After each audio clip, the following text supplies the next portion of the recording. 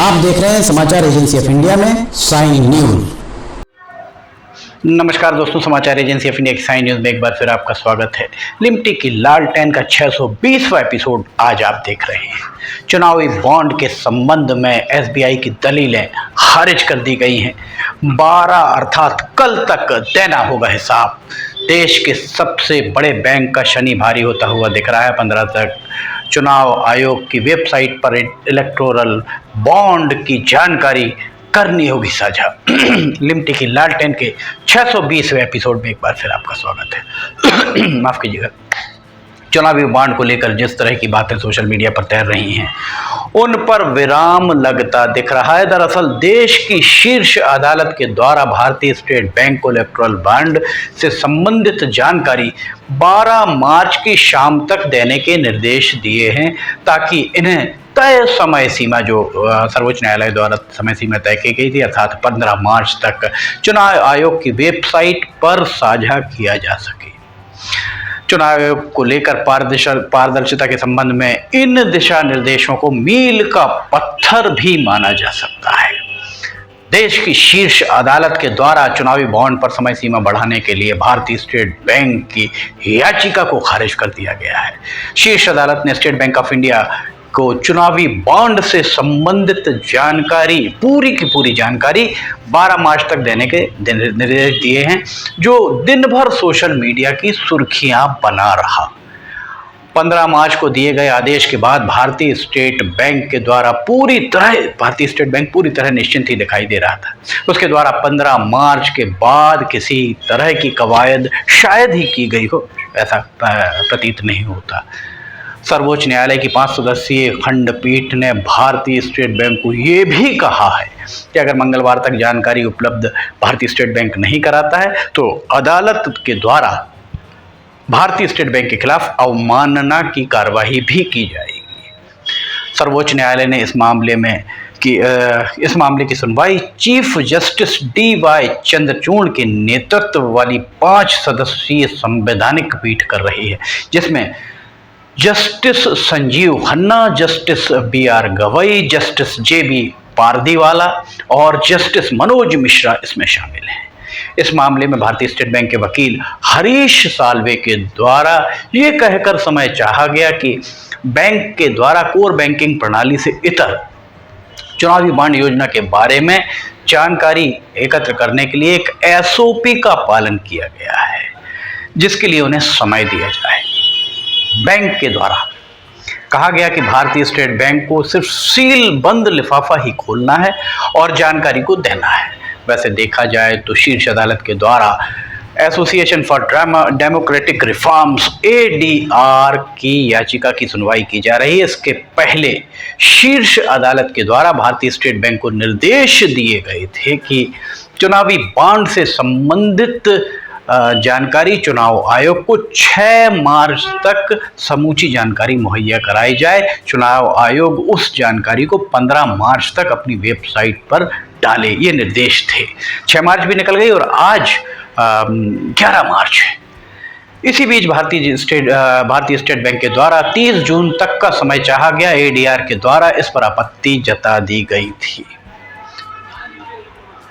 6 मार्च तक जानकारी देनी थी, 6 मार्च तक जानकारी नहीं आई। उसके बाद 6 मार्च के पहले भारतीय स्टेट बैंक के द्वारा 30 जून तक की समय चाहा गया था, पर 15 फरवरी से 6 मार्च तक भारतीय स्टेट बैंक ने क्या किया या 11 मार्च तक क्या किया, ये कहीं उल्लेख इसका नहीं मिलता है। जिस तरीके की खबरें मीडिया में चल रही हैं, उसके अनुसार शीर्ष अदालत के द्वारा भारतीय स्टेट बैंक के वकील हरीश साल्वे की हर दलील को खारिज कर दिया। हरीश साल्वे का कहना था कि डोनर के ब्यौरे और जिसने इसे बनाया है उसका विवरण पृथक पृथक शीट में होने के कारण उनके मिलान में वक्त लगेगा। इस पर शीर्ष अदालत का कहना था, जो खबरें चल रही हैं उसके अनुसार, कि जानकारी सीधे सीधे दे दी जाए, मिलान की क्या आवश्यकता है। पूर्व में शीर्ष अदालत ने संवैधानिक बेंच ने कहा था कि भारतीय स्टेट बैंक को चुनावी बॉन्ड का पूरा ब्यौरा दिया जाना चाहिए। जिसमें बताया जाए कि किस तारीख को बॉन्ड किसके द्वारा और कितनी तादाद में खरीदे गए और उन्हें किसके द्वारा किस तारीख को बनाया गया। गौर करने वाली बात यहाँ यह है कि भारतीय स्टेट बैंक देश का सबसे बड़ा बैंक है और उसके पास अपने हर उपभोक्ता हर लेन देन की जानकारी है।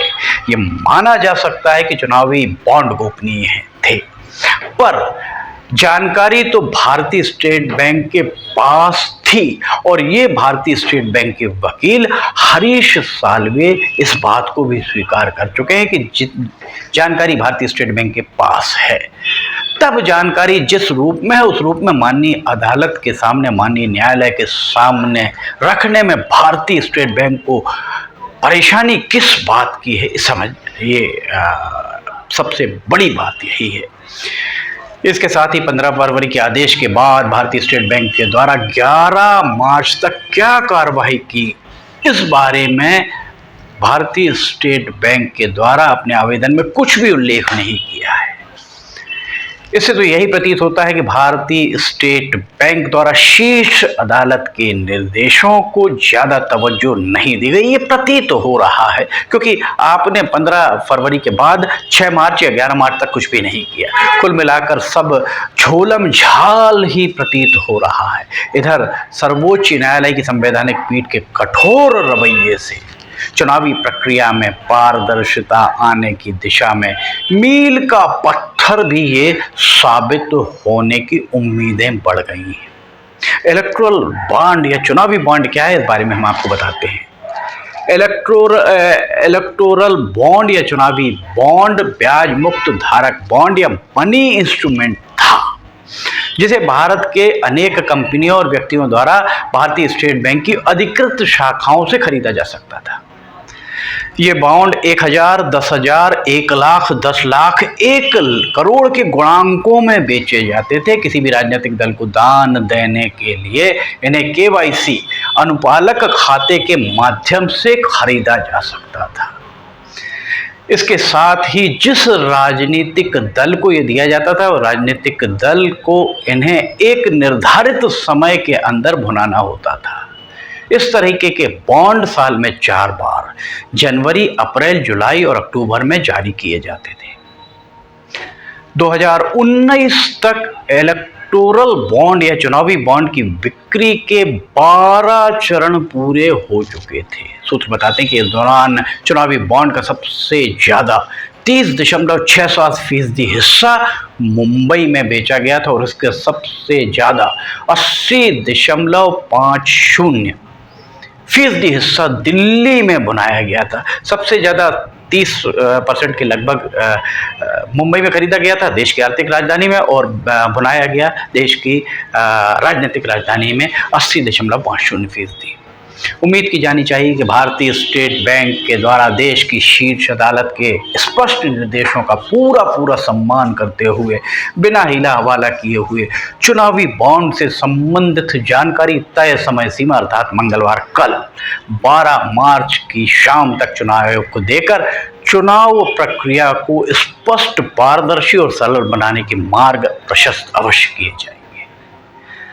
समाचार एजेंसी ऑफ इंडिया की साइन न्यूज़ में लिमटी की लालटेन के 620वें एपिसोड में फिलहाल इतना ही। अगर आपको समाचार एजेंसी ऑफ इंडिया की साइन न्यूज़ में लिमटी की लालटेन अन्य खबरें पसंद आ रही हो तो आप इन्हें लाइक, सब्सक्राइब और शेयर जरूर कीजिएगा। साथ ही नीचे कमेंट बॉक्स में लिख के बताइए कि आपको ये सारी खबरें कैसी लग रही हैं। समाचार एजेंसी ऑफ इंडिया के सहयोगी अखिलेश दुबे के साथ लिमटी की लालटेन का 621वां एपिसोड लेकर बहुत जल्द हाजिर होंगे। फिलहाल आपसे इजाजत लेना चाहेंगे। जय हिंद।